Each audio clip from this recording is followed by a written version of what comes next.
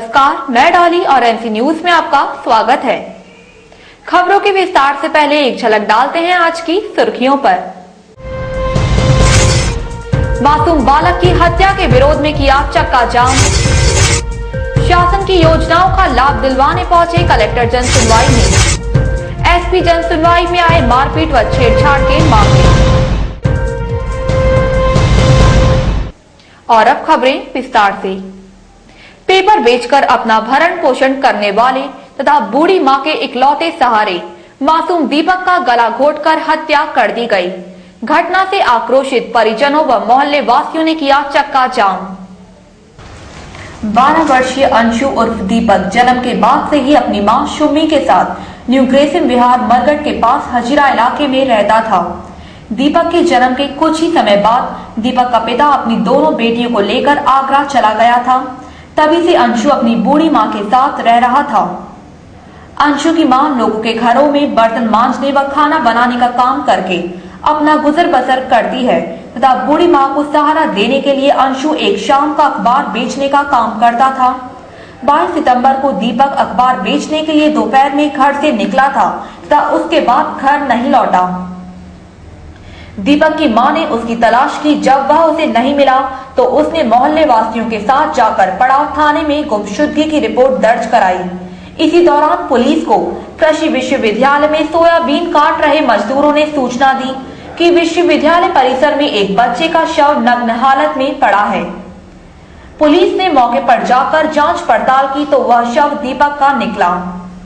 Police ने मौके पर जांच पड़ताल की तो दीपक के शरीर से कपड़े उतरे हुए थे व उसके गले पर निशान भी थे। पुलिस ने शव को बरामद कर पोस्टमार्टम हाउस पहुंचा दिया। वहीं बूढ़ी मां का इकलौता सहारा छीनने के बाद मां बेसुध हो गई।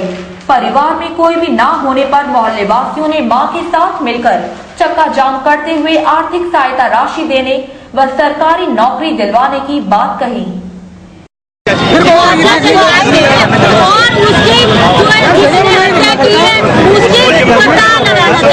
हमने रिपोर्ट दर्ज करवाई है। कल सब जगह थाने में उस लेडीज को रिपोर्ट दर्ज करा दिया है। बड़रिया पे गए थे, पुलिस स्टेशन पे गए थे, सब जगह हमने उसकी रिपोर्ट करवा दी।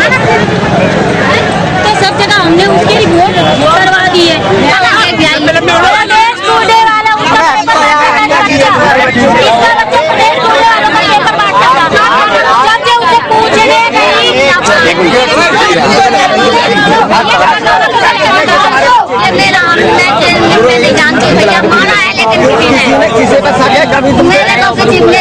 किसी से लड़ाई नहीं, तुम्हारे बच्चे ने कभी कहा था तुमसे कि ऐसा मेरे संग हो सकता है? उसको सरकारी नौकरी मिलनी चाहिए, इसलिए ये हमारा वो है, यही मांग है हमारी। क्योंकि उसका आए तो हमें कल उसके साथ में कोई नहीं है। उस लेडीज को उसका कोई नहीं है। लड़का था वो भी खत्म हो गया। कौन तुम कब आओगे, हम कब आओगे? कैसे क्या हुआ? कैसे पेपर डालने जाता था वो। का नाम क्या था? अंशु। अच्छा, कहाँ पे पेपर कहाँ डालता था वो? बड़े स्टेशन। अच्छा, कैसे क्या हुआ फिर? अब पता ही नहीं, वो तो डाल के लौटा ही नहीं है। उसका किसी दुश्मनी नहीं थी, उसका कुछ हुई नहीं था। 3 दिन में तो आज मिला है उसकी लाश। उसकी उम्र क्या थी? 8 साल। 8 साल पेपर डालता था वो 8 साल की उम्र में। अब क्या करे, माँ का मान नहीं पूछती बार बार, तो कुछ करना पड़ेगा उसको। भोपाल के जम्बूरी मैदान में होने वाले भाजपा के महाकुंभ के लिए शहर से भाजपाई हुए रवाना। महाकुंभ में शिवराज सिंह चौहान की जन आशीर्वाद यात्रा के समापन के साथ ही विधानसभा चुनाव के लिए होगा शंखनाद। भाजपा के लिए प्रधानमंत्री पद के उम्मीदवार गुजरात मुख्यमंत्री नरेंद्र सिंह मोदी भी होंगे शामिल। भाजपा जिंदाबाद जिंदाबाद जिंदाबाद। ग्वालियर से लगभग 25,000 कार्यकर्ता ग्वालियर महानगर से भोपाल महाकुंभ के लिए रवाना हो रहे हैं और कल सुबह भोपाल पहुंचेंगे कार्यकर्ता और वहां भारतीय जनता पार्टी द्वारा आयोजित कार्यकर्ता महाकुंभ में शामिल होंगे। माननीय नरेंद्र मोदी और माननीय शिवराज जी का मार्गदर्शन प्राप्त कर उनके मार्गदर्शन से ओतप्रोत होकर आने वाले 2013 में पुनः भारतीय जनता पार्टी की मध्य प्रदेश में सरकार बने। इसके लिए कार्यकर्ता पूरे प्राण पर जुटेगा और आने वाले समय में भारतीय जनता पार्टी के प्रत्याशियों को विजयश्री दिलाएगा। कितनी बसें जा रही हैं? लगभग 50 बसें, एक स्पेशल ट्रेन है और अन्य ट्रेनों से भी कार्यकर्ता और स्वयं के वाहनों से भोपाल जा रहे हैं कार्यकर्ता, और पार्टी द्वारा वहाँ उनकी रहने ठहरने और खाने की व्यवस्था पूरी की गई है। ग्रेटर ग्वालियर ऑटो रिक्शा चालक संघ द्वारा ऑटो चालकों एवं मालिकों की विभिन्न समस्याओं के निराकरण हेतु धरना प्रदर्शन किया गया। महाराज बाड़े पर ऑटो चालकों द्वारा दिए जा रहे इस धरने में ऑटो चालकों का कहना था कि संघ द्वारा ऑटो चालकों एवं मालिकों को होने वाली समस्याओं के निराकरण के लिए परिवहन आयुक्त, कलेक्टर, नगर निगम आयुक्त, पुलिस अधीक्षक, ट्रैफिक डीएसपी आदि को निवेदन पत्र सौंपे जा चुके हैं, लेकिन अभी तक उन समस्याओं के निराकरण के लिए कोई पहल नहीं की गई।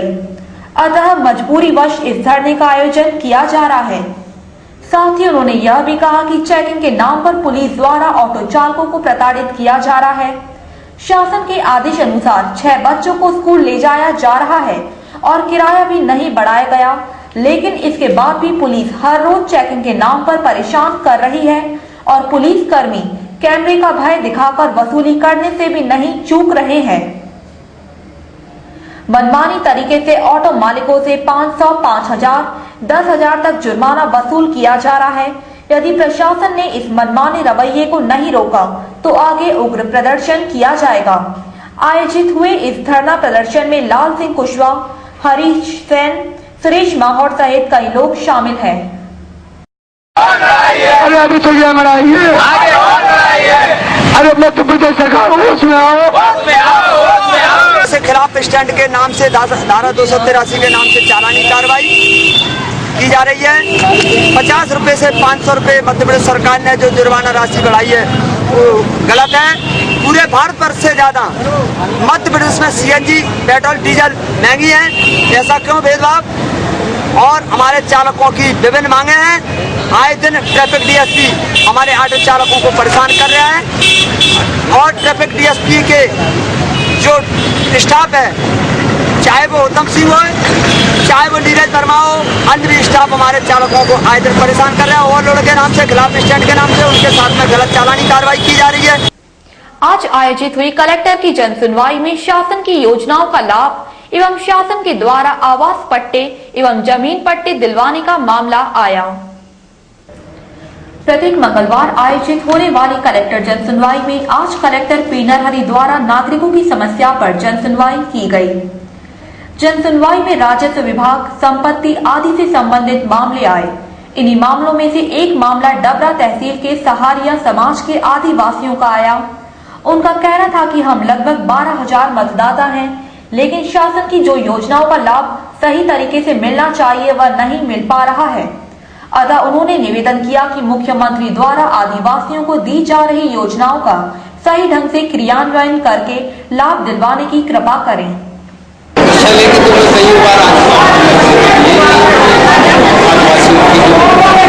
मुख्यमंत्री के हाथ से जुड़े अभी तक किसी प्रकार की कोई लाभ मुख्यमंत्री आवास मिशन, इंदिरा आवास है जैसे और भी अन्य कई योजनाएं हैं, किसी प्रकार से कोई लाभ नहीं कर सकते और मुख्यमंत्री तक हमने जानकारी भेजी है। स्वयं मुख्यमंत्री जी आए होंगे जन आशीर्वाद मुख्यमंत्री के हाथ बोलते गए कि आपके जल्दी से जल्दी काम हो जाएगा, लेकिन ना तो यहाँ सुनवाई होती है सही तरीके से सरकार यदि आदिवासी भाइयों की तरफ देख जाए सही तरीके से तो इनका विकास भी हो जाए। वहीं दूसरा मामला पनिहार थाना क्षेत्र के नया गांव के निवासियों का आया। उनका कहना था कि उनके गांव में रहने वाली अनीता तथा उसके पति रमेश व उनके 3 बच्चों द्वारा गांव में बहुत आतंक मचा रखा है। वह गांव के किसी भी सदस्य की मारपीट कर देते हैं। अनीता से हम बहुत परेशान हैं, वह हमारे बच्चों को परेशान करते हैं, वह उनकी झूठी रिपोर्ट कराती है तथा राजीनामा करने के लिए पैसे मांगती है। जब हम अनीता की रिपोर्ट पनिहार थाने में करने गए तो पुलिस वालों द्वारा भी कोई सुनवाई नहीं की गई। अतः उन्होंने कलेक्टर से मांग करते हुए कहा कि जल्द से जल्द हमारी समस्या पर कार्यवाही करने की कृपा करें।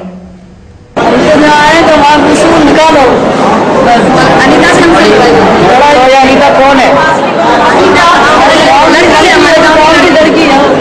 तो क्या हो रहा है अनीता के द्वारा?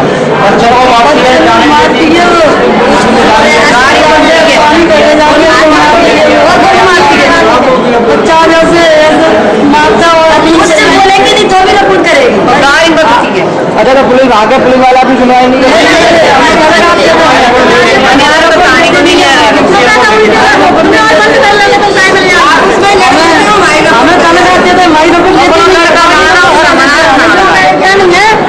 चलते उठते बैठते लड़ती रहता है, लेटेंगे जाओ पानी भरवे जाओ तो मारती रहता है, चाहे कौन सा बच्चा हो पकड़ कर मारेगी।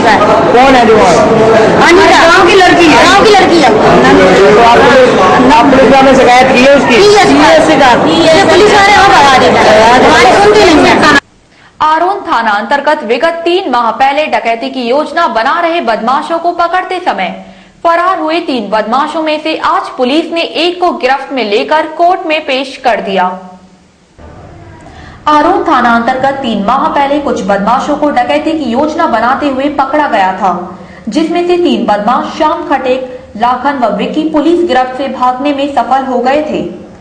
आज पुलिस ने उन्हीं फरार बदमाशों में से श्याम खटेक पुत्र राम बहादुर खटेक को अपनी गिरफ्त में लेकर कोर्ट में पेश कर दिया। ये सभी बदमाश किसी कांग्रेस नेता के घर डकैती डालने की योजना बना रहे थे।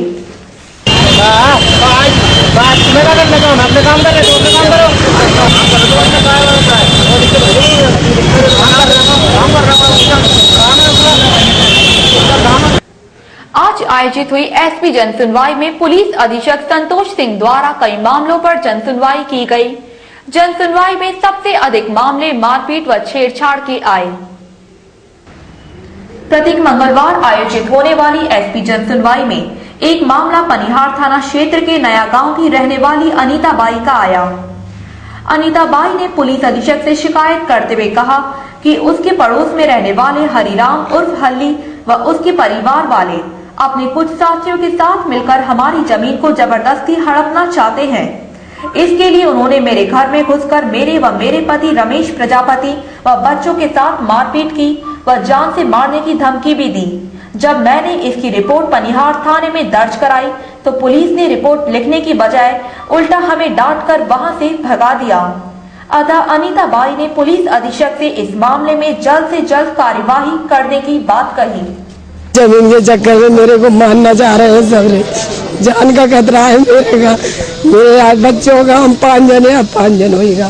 मारना चाह रहे हैं, कौन लोग हैं, क्या दुश्मनी है आपकी?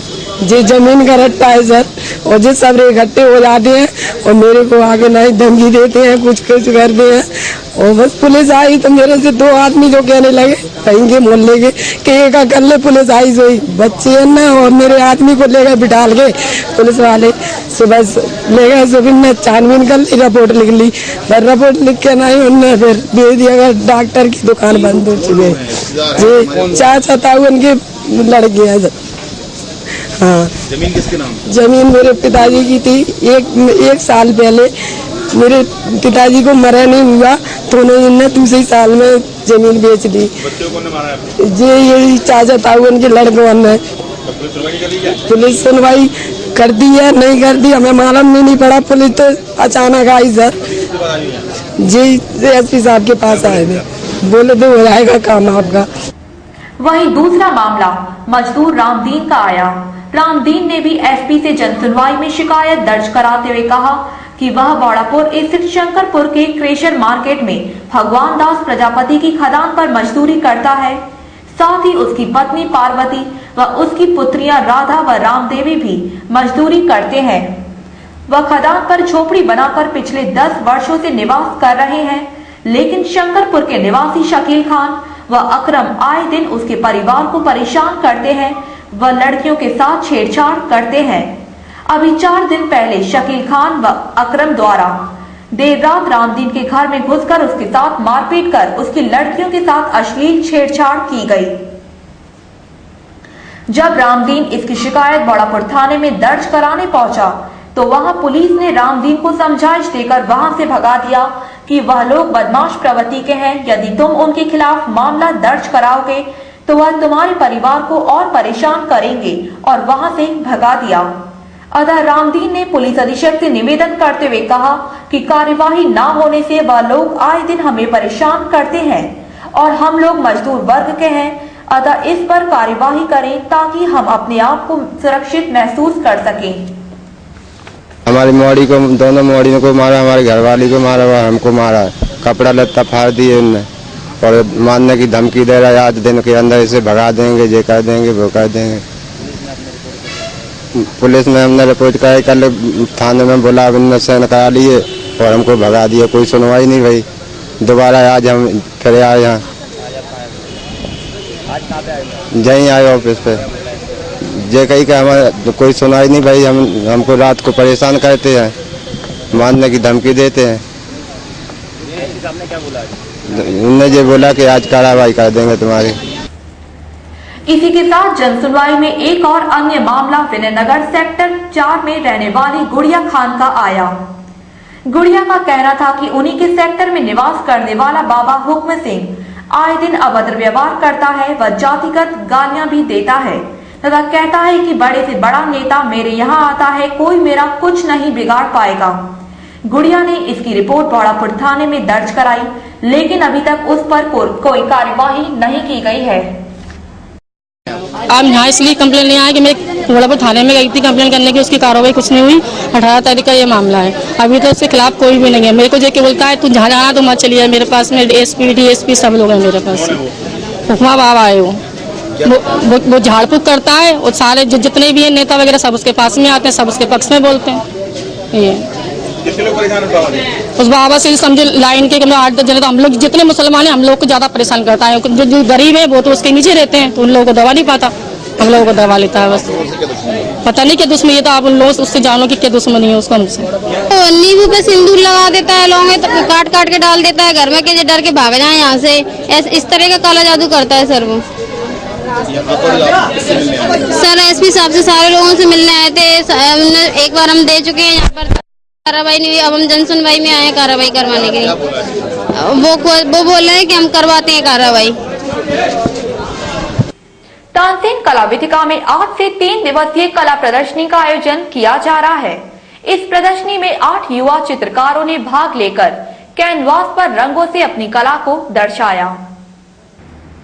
कला वेदिका में आयोजित हो रही इस 3 दिवसीय कला प्रदर्शनी में भगवान कृष्ण की नटखट लीलाओं को चित्रकार ने कैनवास पर जब रंगों से उकेरा तो कला प्रेमी मनमोहित हो गए। वहीं चिड़ियों की चहचहाहट के बीच पानी के बहते झरने का कला प्रेमी लुत्फ उठाते नजर आए।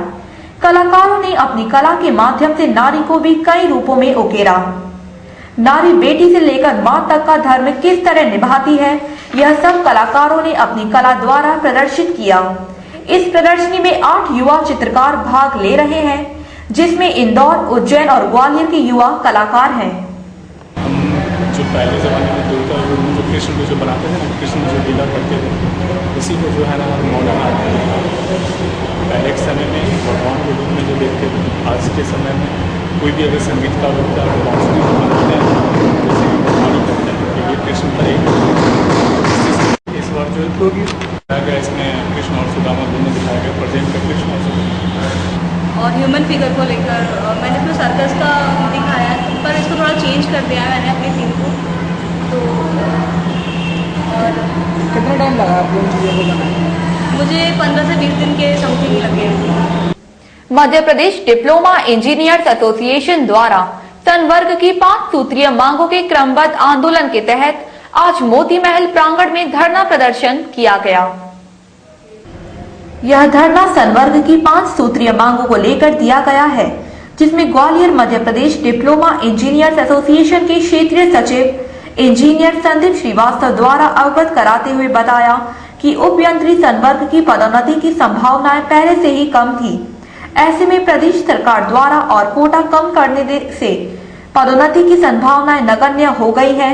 अतः पदोन्नति कोटा पूर्वानुसार करने तथा 20 वर्ष की सेवा पूर्ण उपयंत्रियों का पद नाम अतिरिक्त सहायक यंत्री करने, संविदा या कार्यभारित स्थापना में कार्यरत उपयंत्रियों के नियमितीकरण करने तथा प्रारंभिक वेतनमान के ग्रेड पे को अन्य राज्यों की भांति 4200 रुपए करने की मांग की। धरना स्थल पर मुख्य रूप से engineer Ramesh Singh Bhadauria, engineer Ravindra Singh Kushwaha, engineer S C. Khandesh, Rakesh Gupta, Rajiv Nigam आदि उपस्थित रहे। धरने को तरुण सक्सेना, बी.के. गुप्ता, अजय शर्मा, O.N. शर्मा आदि ने संबोधित किया।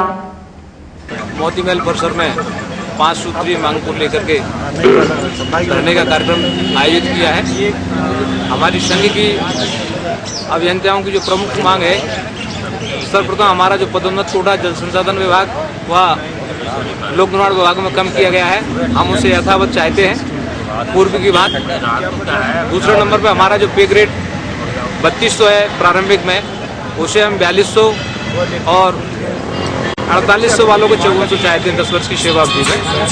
तीसरा जो मुख्य मांग हमारी तीसरी है, उसमें 20 वर्ष की सेवा अवधि पूर्ण करने पर हमें अतिरिक्त सहायक यंत्री का पदनाम दिया जाए। इसमें शासन का कोई भी किसी प्रकार का खर्चा नहीं है, क्योंकि हमको वेतनमान पूर्व से ही सहायक यंत्री का मिल रहा है।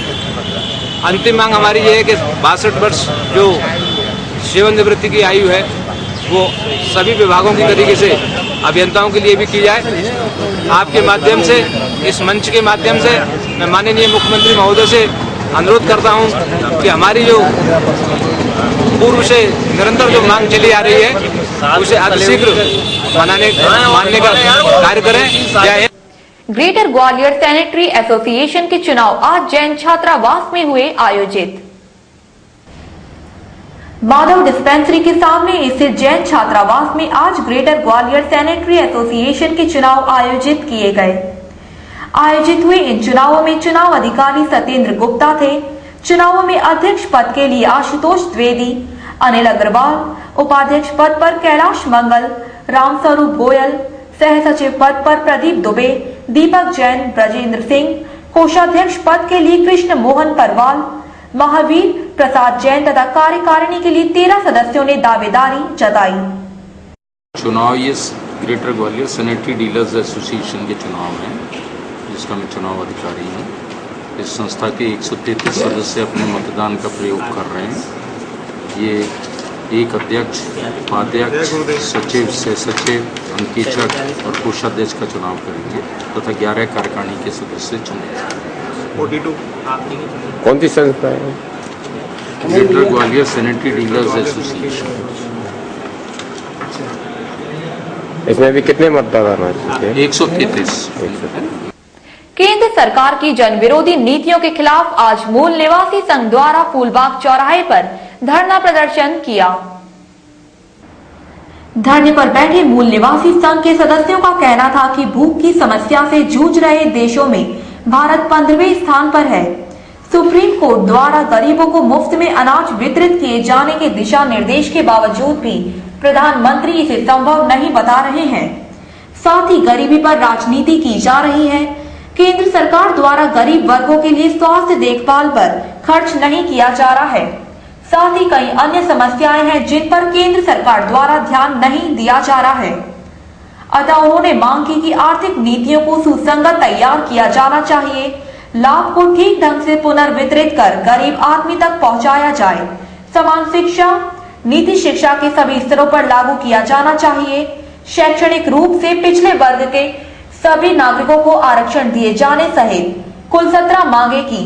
आयोजित हुए इस धरने में मूल निवासी संघ के सभी सदस्य उपस्थित थे। ये हमारा धरना केवल ग्वालियर में ही नहीं है, पूरे भारत में डिस्ट्रिक्ट लेवल पर हो रहा है और सेंट्रल की जो फूड सिक्योरिटी बिल है उसके खिलाफ में हो रहा है। क्योंकि फूड सिक्योरिटी बिल जो आने वाले समय में खासतौर से मूल निवासी बहुजन समाज और गरीब लोगों के लिए बहुत घातक होगा। अभी जितना बताया जा रहा है उससे अभी तो जो धान का दाना मिल गया तो उसका वो और नहीं मिला, उसके खिलाफ है। तो राज्य शासन की जो नीतियाँ हैं उसके खिलाफ है, क्योंकि राज्य शासन ने नियम बना दिए हैं, उसका पालन नहीं कर रहे अधिकारी। आर्थिक समानता पार्टी के 5वें स्थापना दिवस के उपलक्ष्य में निकाली गई रैली फूलबाग पर पहुंचकर सभा में परिवर्तित हो गई। सभा में आगामी चुनावी रणनीतियों पर भी चर्चा की गई। साथ ही सभा के दौरान मंच पर सांस्कृतिक प्रस्तुतियां भी दी गई। इस दौरान राजीव सिंह, प्रदेश प्रभारी राजवीर सिंह बघेल सहित अन्य उपस्थित थे।